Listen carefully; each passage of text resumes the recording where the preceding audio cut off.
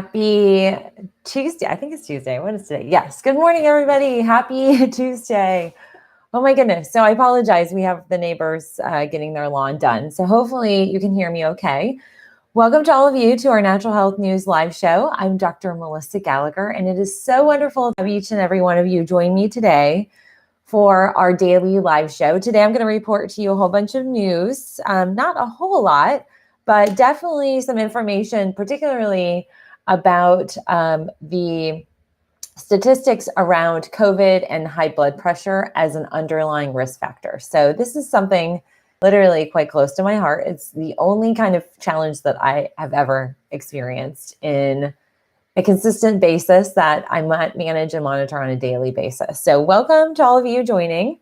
This morning, we're going to talk about blood pressure. So I've got my blood pressure cuff and a whole bunch of resources that can quickly and effectively lower your blood pressure levels and help you manage your blood pressure. So let's dig into something that I know drives a lot of our blood pressure higher, which is COVID news. So I want to dig into this quickly, and then we'll dig into the specifics surrounding some core supplementation as well as some lifestyle activities that can help lower blood pressure. So welcome all of you. First, I'm drinking my stress relief tea and my caffeine and quarantine mug. I'm missing the IN. So I think it's a silent protest against the quarantine. But let's talk about the world's at 6.27 million cases. The US is at 1.847 million cases. Brazil, we're watching two other nations that are on the rise. Brazil is, they've crossed 500,000. They're at 529,000. They've only had, in just a day, 15,000 increase, which is a little, it's a lot, but it's not nearly the spike that they had been seeing in the last 3 days. Russia's at 423,000 cases. They are averaging about 9,000 new cases a day. And apparently Moscow's deciding to reopen, very similar to how Georgia opened, hair salons, nail salons, gyms, the important things. Hong Kong is identified potentially 9 outbreaks, a cluster of outbreaks in Hong Kong. And some states I want to highlight, Massachusetts crossed the 100,000 threshold yesterday. So for all of you living in Massachusetts, one of my favorite states, they are definitely dealing with still quite an outbreak. And Florida, we got some news in Florida. They're at 56,000 cases. The first of the Orlando-oriented Central Florida theme parks opened yesterday, and it's Legoland. Apparently, Legoland had 100 people line up first thing in the morning, social distancing, and apparently all the kids went off running, and they are not requiring masks like Disney World. And they, there's a representative from the local news. They interviewed somebody locally or somebody from Tennessee who drove down and basically said to the reporter that she thinks it's just bogus, it's fake news, it's nothing more than the flu, and refused to take the masks that they were handing out. So just a note for any of you who live in Orlando or have any Orlando summer plans, there are going to be people who probably are going to Legoland who might not adhere to the right social distancing protocols outside because they are not requiring masks. So that is definitely something we are factoring into about our whereabouts and what we plan on doing if we plan on doing anything. Our greatest adventure here is that last night was the second night in a matter of a few days that we ordered curbside. The first, we had a delivery, and then the second one, we found out they had changed their website. It's one of our favorite restaurants. And so they have amazing olive tapenade. This is an Italian restaurant we adore. And so we ordered some items from them. And, Brian went out there and he comes home and he's like, I'll give him a B. The inside they're wearing masks, outside not so much. And basically there was an elder couple. A couple probably in their 60s. That's not elder by any means, but he said that they walked in without any masks on. And so he's like, yeah, I'm not gonna be going in there. But that's what's happening in Florida. I do have some news about China and the World Health Organization. So the World Health Organization has expressed some frustration. They are aware that China now, by minimum 1 to 2 weeks, kind of depends on where you pick your date, but China delayed on releasing the genome coding for the virus. And so they had first coded it on the 27th of December. It was coded by a private lab. Then a few days later on the 2nd, it was decoded by a doctor in a hospital. And by I think the 6th or 7th, there were multiple cases of coding. So the Chinese government, delayed it by about a week to 2 weeks, depending on where you pick your date. But on January 11th, they released the public coding. And in between the time of the scientists and labs first identifying the gene coding for the virus, there was a woman who traveled into the Thailand airport and in Bangkok, and she was demonstrating COVID symptoms. Unknowing to them, they identified, she was sweating, had a fever, runny nose, all these symptoms, and they tested her, and they identified it was some virus that they had never seen, and it happened to be COVID. But they could not make that genetic comparison because it had not been released publicly. And at that point, by January 11th, it was in the full community spread in China. And so the World Health Organization did release more news about that. And then also some communication is being, it wasn't direct, but definitely kind of reading between the lines. It's possible that the World Health Organization is trying to kind of keep things even with China, given the fact that they have demonstrated a lack of transparency. So, part of this, I think, is the politics of things. But at any rate, that's really critical, just in terms of, a week to 2 weeks in this virus. It's a big difference. I mean, we've seen what New York, massive fire in terms of just the growth of cases.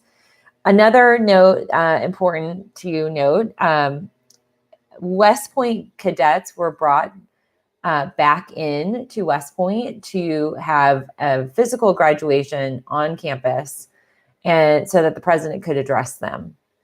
And already 15 of the grads, or these cadets, have tested positive. The commencement is supposed to be sometime in the next week and a half. And it's about 1.5% of the population of cadets that has tested positive. Many of them were asymptomatic, and they're in quarantine. This is a challenge because there was a lot of concern with the cadets and the cadets' families.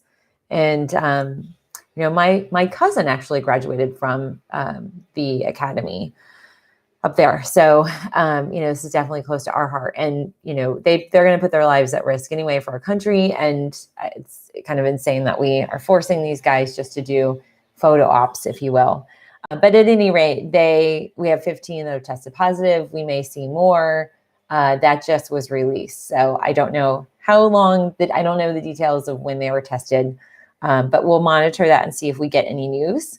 Some news on traveling. This is interesting. They're projecting or predicting both, that if you are interested in world travel, that you'll probably be able to get good rates. There are going to be free hotel stays, spa adventures, and other good deals on international travel. Domestic travel, they're talking about having airline wars to compete for your dollars and your seats. So I think that will be kind of interesting for those of us who travel a lot. We've pushed out a lot of our international and domestic travel to next year, so maybe we can take all advantage of that. But today, so raise your hand and comment if you currently or have experienced at any point in your life any degree of high blood pressure. That is what today's video I really want to dig into, because the news, the news that I want to report specifically digs into the fact that high blood pressure, it's a silent killer, and most of the time and I admit I have been in this category.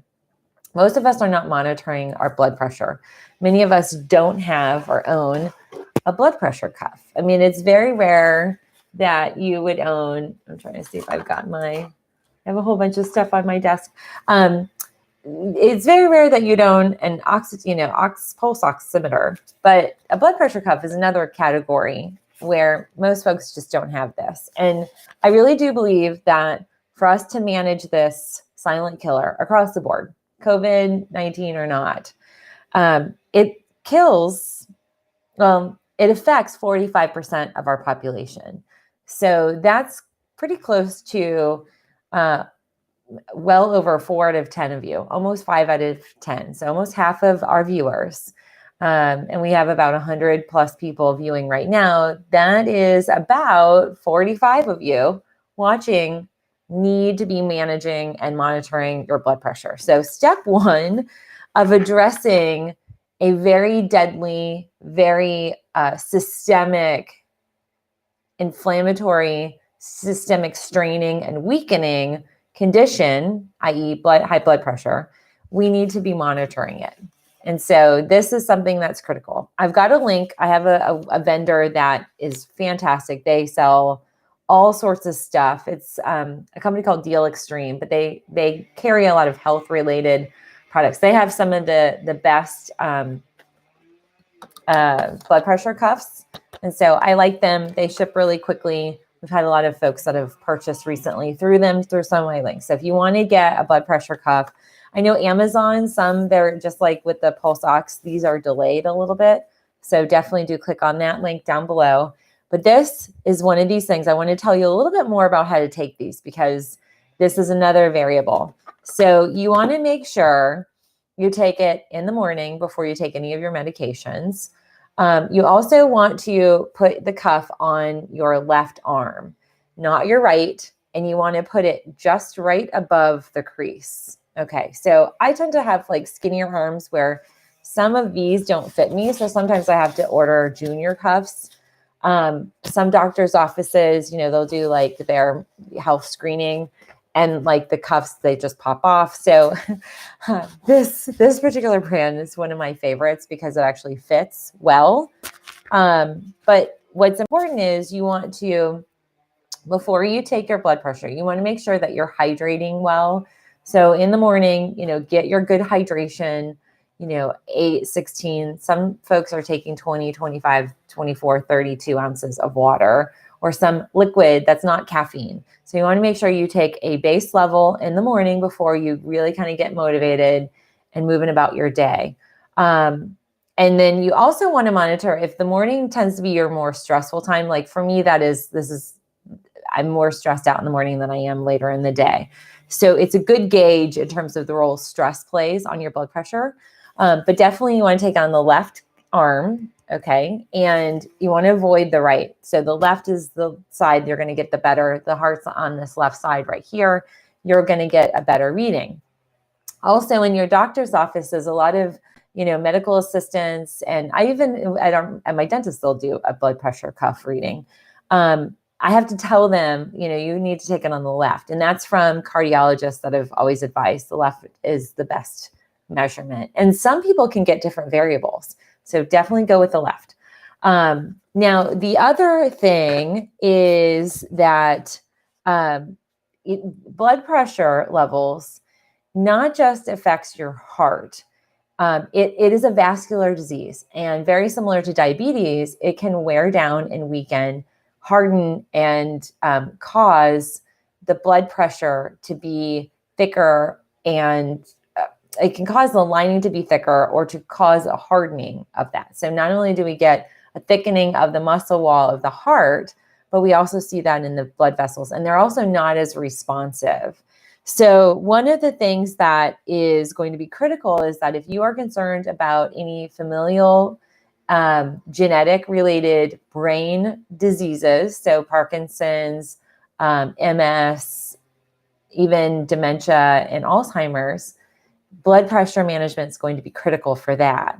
And we have to start when we start to see these levels rise.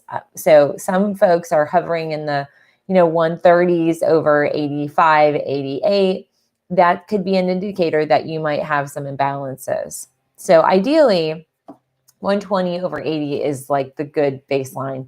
There's a lot of talk of driving that even lower, seeing us having folks at like 117 over 78. So it kind of depends. And the other thing that we need to kind of assess is that it does damage the brain. It damages the lungs. It can damage the blood vessels themselves. It can damage the heart tissue. And it can put us in a compromised state. And this is one of the things with COVID specific. 63% of the ICU patients have an underlying health condition of high blood pressure. Now, there's two types. There's controlled, where you're either managing it like I manage naturally, and then there's medication routes that you can manage, or sometimes you use both. There's a blending. There's nothing wrong with that. Management is better than nothing. But then there's uncontrolled. And I experienced when I was pregnant with Gabriel, like at week 33, 34, I started to have uncontrolled high blood pressure. And I had in my 30s elevations, but nothing too major. But for sure, it was really out of control. And nothing that I would take would affect the blood pressure. I've mentioned this to you guys a bit. They used to have me lie on my side for like 15 minutes before I would get my blood pressure taken in the doctor's office. And that tended to give me lower numbers, considerably lower. Like I dropped 20, 30 points. But it was one of those things that would also cause me more high blood pressure, because it'd always be a discussion of, well, we need to admit you to the hospital because you have high blood pressure. And I was like, no. And that causes stress. So there's also Whitecoat Syndrome. And this is one of the reasons why taking your blood pressure on a daily basis and charting it first thing in the morning after you hydrate well. So definitely get hydration. Don't go to sleep dehydrated. Make sure you have a glass of water, definitely at your nightstand. Drink a glass of water before you go to bed. Have a glass of water by your nightstand. As soon as you wake up in the morning, drink water, because we need, for our blood volume, we need hydration. And often some of us sleep shorter periods of time and longer periods of time, but there's a point of dehydration. So we have to hydrate our body. Within 15, 20 minutes, take your blood pressure. And that is the beginning kind of assessment of your day. Then the other thing, there are factors here, and you're probably not going to hear a lot of this at your doctor's office, but factors that can play into high blood pressure. For women, hormones, that tends to be my big thing. I can see a big change in the beginning part of my hormone cycle versus the latter part of my hormone cycle. Serious differences. So that is one thing to consider, that your hormones, male, female hormones, will be a factor. The stress hormones, another factor. The other thing that's at play is if you have insomnia, it's going to trigger more stress in the body. So one of the reasons why I recommend for a lot of patients that I work with in person, and then a lot of you viewers and folks that find me, however they find me, they will order and take the at-home cortisol adrenal stress test kit. And when I have them chart their blood pressure, and we then see the lab values of the cortisol, it matches up. High cortisol will yield high blood pressure. So there's that variable that we have to also address as well. But to manage and address the cortisol is another topic, and I've done multiple videos about stress and cortisol, but it's something we can't deny. And so if you are sitting here and you've been on high blood pressure medicine for ages, and a lot of times you'll hear your doctor say, well, you have to take this forever. You'll have a heart attack without it. That is one of these things. The body's always changing, always evolving, and we always have control over what we control: diet, sleep, exercise, hydration, supplementation that's good and healing and balancing, and then also managing our stress levels. So this is critical. And, there are different types of cardiologists out there as well. There's your traditional cardiologists, there's interventional cardiologists, there are preventative cardiologists. So the other thing too is, if you have high blood pressure, or you have any type of familial, genetic related high blood pressure, that's definitely in my family. It's important that you find the right cardiologist practice to work with, because they might just be dispensing medication and not delving into the root of the challenge or what's going on. And so, I see a lot of comments. Sheila says, Whitecoat Syndrome. I'm sure I had that. Sheila also got her blood pressure cuff at Aldi. A doctor on A&E where I work told me that they are just as good. Yeah, I mean, blood pressure cuffs, there's standardization in how these are manufactured. So, you want to find one that fits you well. That's most important. I do like the ones that have the Velcro adjustment. I don't like those ones at CVS. I've even seen women in the moms groups on Facebook say, oh, I need to, evaluate my blood pressure. And I only do that at the Walgreens. Why? You can buy these. These are really inexpensive and you can have them at home. You don't have to worry about exposure or going to a doctor's office or having the Whitecoat Syndrome. So this, you want to make sure you've got the assessment. The other thing too, I have to notate how we take this. So this actually has a demonstration of where to line this up, where to have this hose, if you will, come out.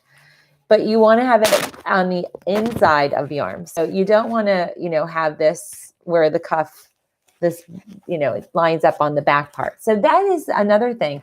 How it's fitting is a factor. And I've been a test case of training for folks where they're like, look, this doesn't fit. And we look at the different readings that we get. So just FYI on that.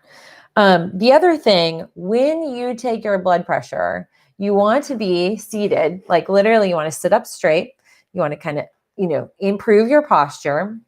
And I found this to be the case. There's usually somebody talking to you at your doctor's office.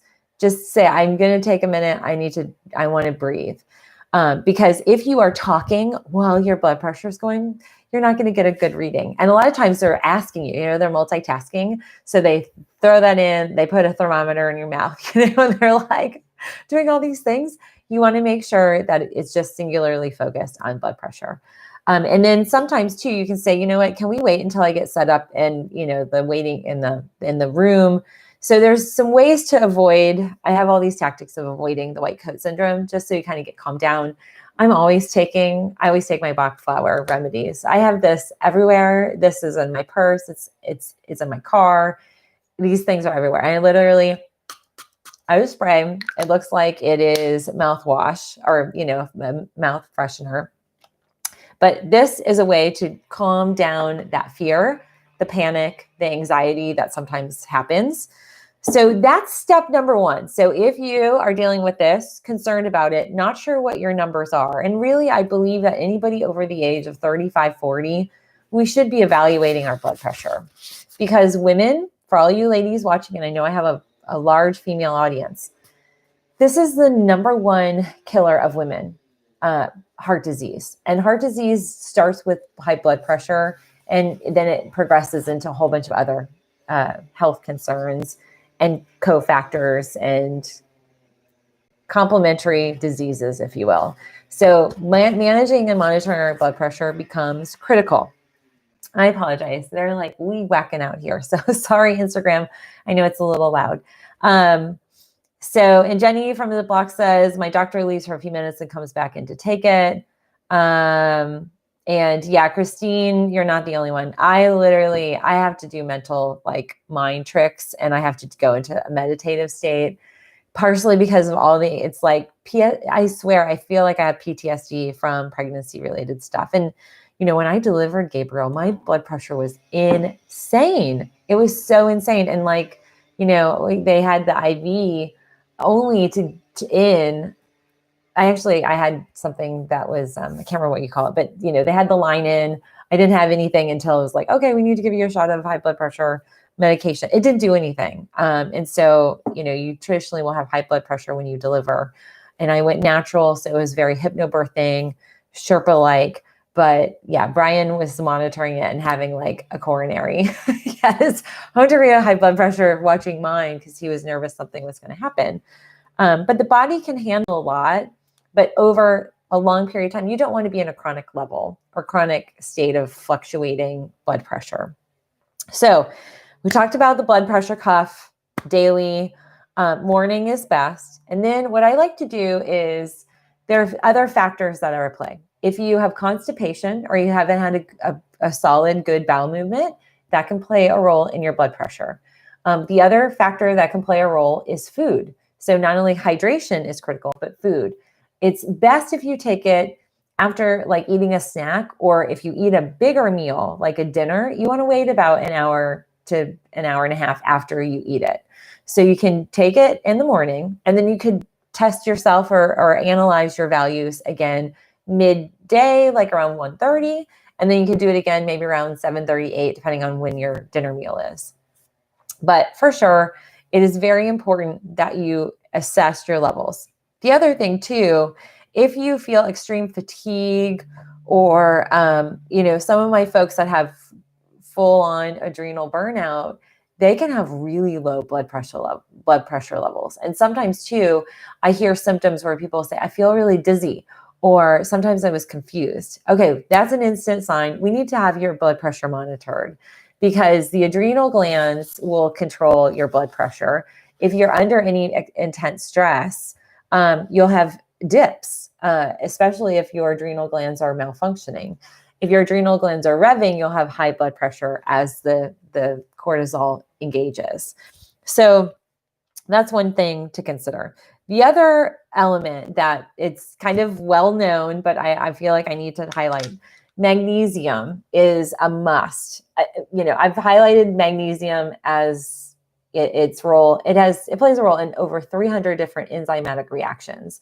If you have any degree of imbalance, you need to be supplementing with magnesium. Even if you don't, we need magnesium in so many different ways. Our cells need this balance. And magnesium glycinate, this is the version that I take. I also take citrate. So sometimes I'll find citrate. I'll take a fizzy drink right before one of my detox baths, or I might add it to some, like my mommy cookies, I add magnesium. But this is a version that I take. I will tell you there's a multitude of magnesium versions. This happens to be the one that is less caustic digestively. So one of the things you need to know, magnesium will get fluid moving throughout your body. It's a great lymph motivator. So magnesium, when we take it, it moves fluid. And that fluid, one of the things that how it's exiting, it exits through the kidneys and bladder, but it also exits through the bowel. So magnesium citrate often will cause digestive grievances for people. Now, it's a good thing because there's two sides to it. Diarrhea is not great. What we need is good, healthy bowel movement. So sometimes people need to separate the dosing. Like this happens to be 2 tabs. 2 tabs is 400 milligrams. I actually, in some cases, will take this twice a day. I'll take 400 in the morning, 400 in the evening, depending on that hormone cycle. I know specifically how to manage this. So you kind of get to, as you evaluate your blood pressure, you get a sense of some cycles. And that's what's great about charting it in like a little notebook or notepad. And even on the phone, we have apps now you can manage it. So the glycinate is less caustic digestively, and that's how I'm able to take more and still tolerate it. Magnesium will ease and relax your muscles. It is very soothing and calming to the vascular channel. And it also helps improve the flow. So we want good, healthy blood flow. It's fantastic. So, and Phyllis says, I feel dizzy at times and my blood pressure is very low. So that is a perfect example. Phyllis, you might want to assess your cortisol and also identify what times of the day do you have the lowest blood pressure. And those might be times an hour or two before to take an adrenal related supplement to bolster and support those adrenals.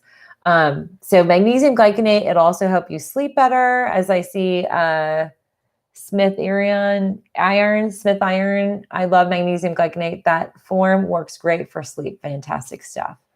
And Letitia says, I have low blood pressure and anemia. What can I do to adjust it? I'm taking folic acid and ferrous sulfate as well. So low blood pressure, for any of you who have low blood pressure, I first always test the adrenal glands. The adrenals will usually be a factor. And so either there's adrenal burnout, There could be some glandular malfunction. Either sometimes there's a cyst, a little nodule or whatnot on the adrenal glands. So sometimes you need to get a scan. The other thing at play could be some enzymatic misfirings with the neurotransmitters and the adrenal cortex. So it gets really complicated, but definitely you want to evaluate your cortisol, because if we can balance, we can level up your cortisol. When we have low cortisol, we have low blood pressure. If we need to elevate, we can balance out, nurse those adrenal glands. Okay, so now the other thing that I want to highlight that I love, and there's one of the things before we could kind of dig into that. There are a multitude of reasons for high blood pressure. Sometimes it's stress, sometimes it's hormones, sometimes it's structural. Like the other thing that factored for me with Gabriel, I never really popped out with him. A week before I had him, we went boating, and we went to there's a sandbar when you go boating and stuff. And like, we were walking around and people were like, oh my gosh, you're like 6 months pregnant. And I was like, no, I'm like due next week. I did not pop out. And because of that, Gabriel, the pressure, he was pressing on my vena cava. And that is a major thoroughfare for blood and can be a factor for blood pressure. So that was one of the things that where he was seated and where he would nestle up, I could feel it. It would get better if I laid on one side and he would kind of adjust and the pressure would go off. And that was what my OBGYN was so great at assessing, that if she goes on her left side for 50 minutes, we can drop it. There can be factors of indications or drug interactions that can be a factor. There can be viral related factors. There's genetic factors. And then even further with the adrenal glands, there can be an overproduction of certain chemicals. And so we can dig into that as well. But what I want to highlight is the other element that I love. There's several that I've highlighted a lot, and I'm just putting this all together for you. The other one that I love is nitric oxide ultra. Now, you're not going to get nitric oxide, but there are compounds in these supplements, and these guys, all these things are linked down below, you guys. This has compounds in it. So let me read to you some of the compounds. L-citrulline, and then a cranberry-related extract, and a grape extract or grapeseed extract. These combined will help your body produce and create nitric oxide. Nitric oxide is the patch. Like if you've ever had anybody in your family that's had a heart attack, the first thing they do, like paramedics respond, patch goes on you. You get NO2, or nitric oxide. You are going to get the ability, your body is going to be able to manufacture this on its own. And this is really good because it's a vasodilator. For my men with erectile dysfunction, this is perfect for that. For my individuals that have any type of high blood pressure, it helps to lower the high blood pressure. It increases energy.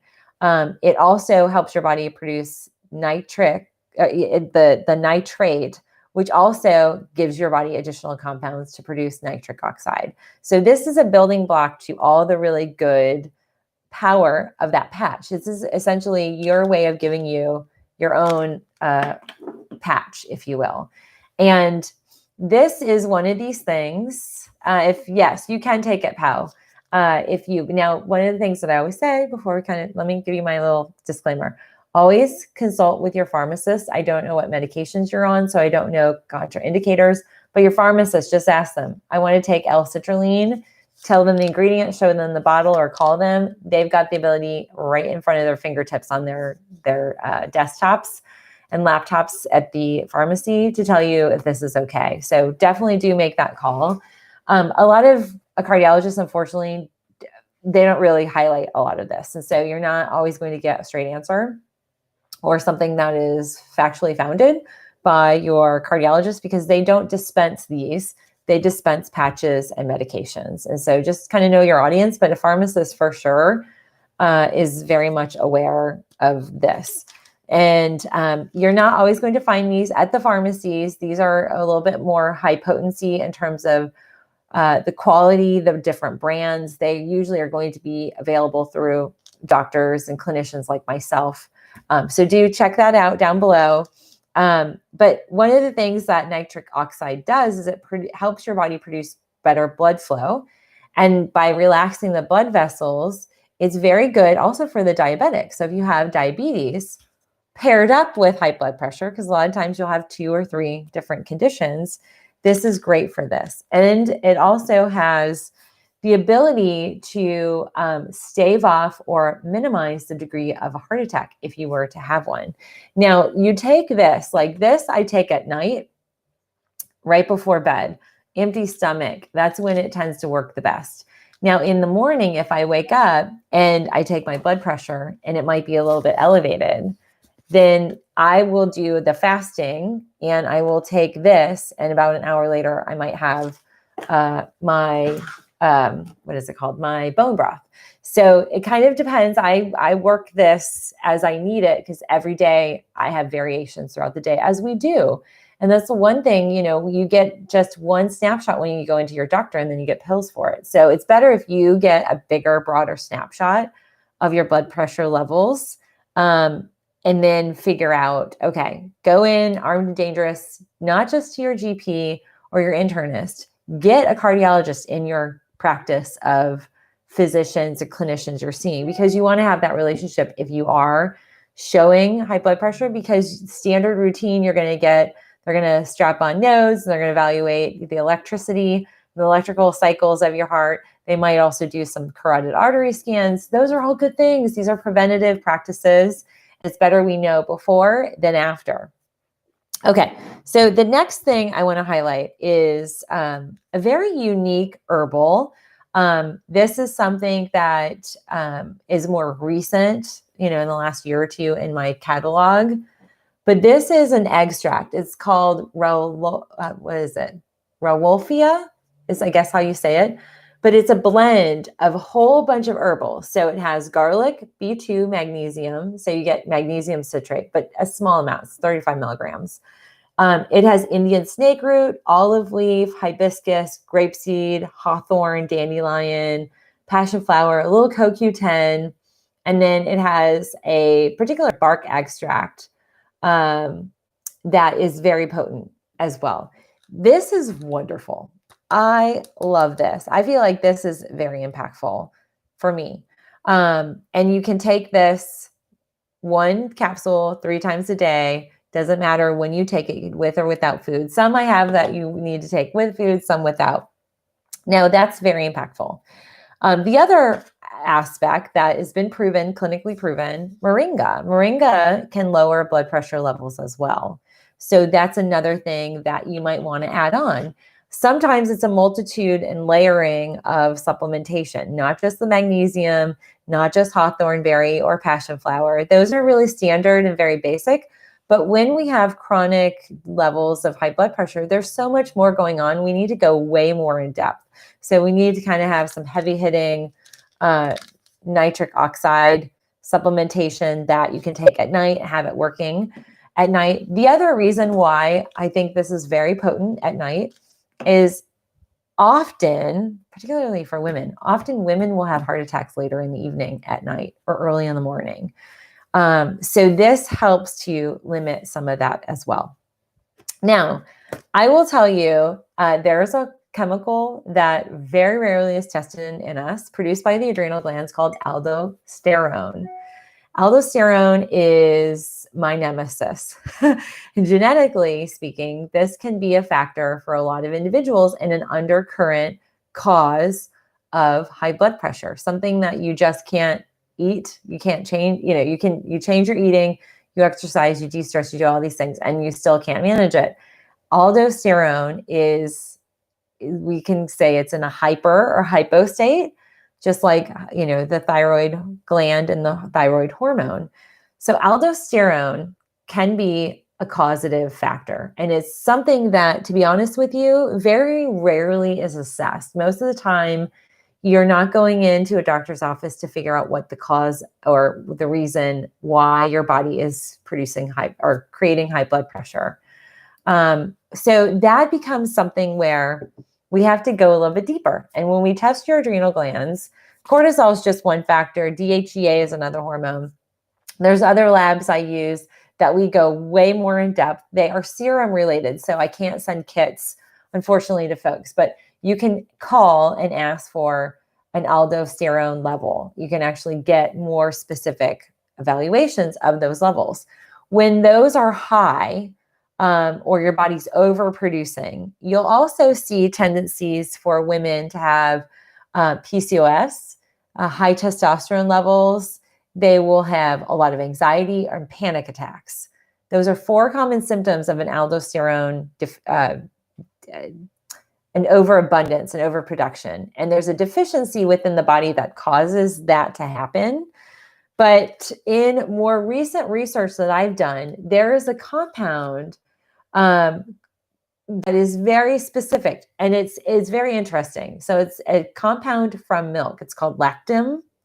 And it is a particular protein. So, I tell all of you, avoid dairy. Dairy is really bad. But what's interesting is this is a casein, a biopeptide. So a particular biopeptide within a casein, a milk protein that has been extracted. And they have studied this clinically. And this is very, Letitia, thank you so much for the super chat. I appreciate that. $20. Good morning. Love and smiley faces. Thank you.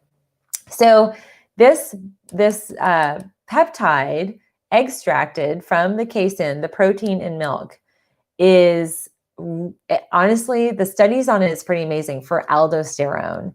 And there is spironolactone. That is it's the pharmaceutical that can manage aldosterone. I know a lot of folks that get put on that when they're really trying to figure out just the uncontrollable high blood pressure when medicated. And you can go through a series of medications. Then, you go from one, they try you out on the different beta blocker, the different blockers. You get your potassium blocking, there's just all different types of things. And if it doesn't work, then they'll start to either do 2 combos. They might give you a water pill to a diuretic because they're trying to think that might be the factor. And they don't go too deep into this. So this is something to consider. If you have, if you're taking spironolactone or you have some underlying adrenal related imbalances, this can be a very powerful supplement. So this is called Serentin Plus. I'm going to post a link down below. So friends, that is really in a nutshell. These are highly impactful. This sometimes alone can be all you need. Sometimes it's a combination of magnesium with this 3 times a day and taking these 2 at night. And that, honestly, I really feel like this is something that many of us need that are just not getting addressed. But the most powerful thing that you can do is start to evaluate by testing your blood pressure. So that's critical. And again, if you feel fatigued, you feel lightheaded, dizzy, take your blood pressure, because if it gets too low, that can be just as problematic as high blood pressure. And I will tell you that what I have seen, sorry, the guy is right outside my window.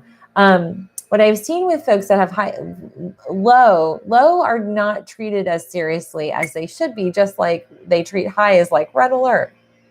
So critical. All right. Letitia says, don't forget to thumbs up and like this video. Thank you. And share. Please definitely share it. Share it on Facebook. Oh, and by the way, we hit 10,000 followers on Instagram. Woo! So excited. So I'm waiting for the little button to pop up so I can share with you guys. So you can just swipe up to grab all these items. So that didn't show up as soon as that happened. I think it might take a little bit of time for Instagram to catch up, but I'm very excited, which means I'll be doing a whole lot more content there now that I have that function. But let's see. Okay, so I am grateful for all of you tuning in. I hope this was helpful. Let me know, try it out, and again, if you are on any medication, do consult your pharmacist. And if they give you the AOK, definitely very powerful, healing, balancing, nutrient-dense supplementation. So I'm going to run because this guy's so loud, but I will see you guys tomorrow. Tune in live. Tomorrow is Wednesday. We'll talk more about health and wellness and ways for you to stay healthy and safe, lower those pre-existing conditions that might cause COVID to be a little bit more problematic in the event that you do come into exposure. And again, blood pressure is a big factor. So 45% of our individuals across the world deal with this. 63% of the ICU patients with COVID have this. So let's resolve it together naturally. And I look forward to seeing you guys tomorrow. Thanks, Instagram. Yay, 10,000. I'm so excited. All right, you guys, I will see you later. Bye. Thanks, YouTube. I will see you guys later as well. Have a great day, everybody. Bye.